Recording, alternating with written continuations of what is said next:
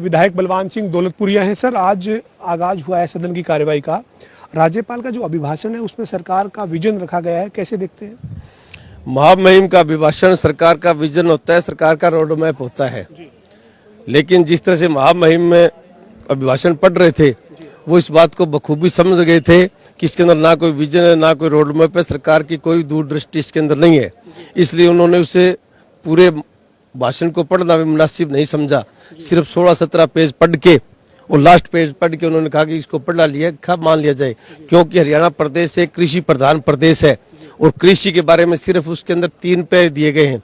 वो भी ये कहा गया अपनी वाई लूटने के लिए हम 24 फसलें MSP पे खरीदते हैं, वो कि झूठ का पुलिंदा है। उसी तरह से 1-2 बातें और हैं।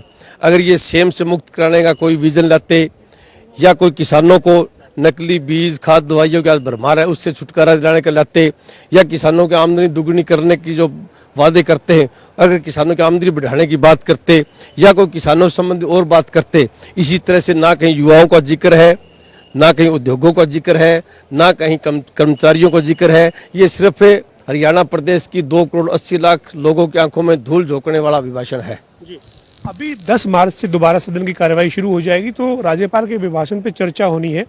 कांग्रेस पार्टी विपक्ष के तौर पर या बलवान सिंह दौलतपुरिया फतेहाबाद के प्रतिनिधि के तौर पर अपनी बात रखेंगे इन तमाम मुद्दों पर? सदन के भीतर भी ये बात होगी जो आप बाहर कह रहे हैं? बिल्कुल रखेंगे। महामहिम के अभिभाषण पे बोलेंगे, तब भी सरकार की आंखें खोलने का काम करेंगे।